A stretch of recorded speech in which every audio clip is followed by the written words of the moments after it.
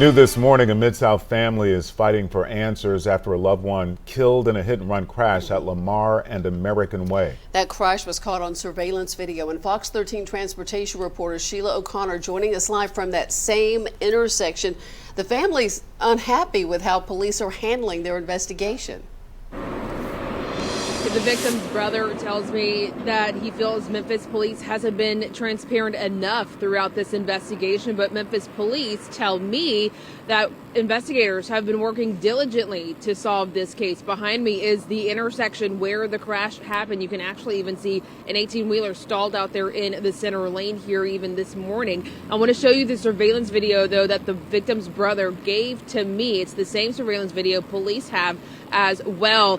This happened in August. It shows the whole crash. The victim is Chris Pierce's brother, and Pierce tells me that his brother David and another brother, they had actually just repoed a car and they were traveling up Lamar there on that night of August 17th. The two brothers, they saw a car stalled out in the center lane of the busy road, and they decided to stop and help that driver. David had noticed that the driver was passed out, so he was trying to wake them up while the other brother was using their flashlight to direct traffic around them.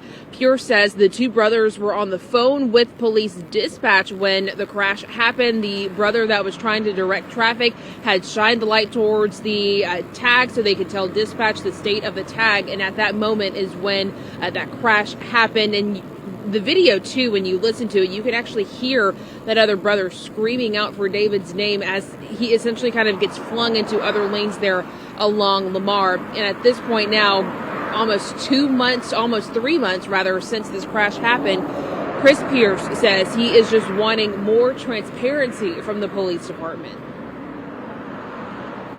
The only information I've received from MPD is that they got the truck and they know who the person is.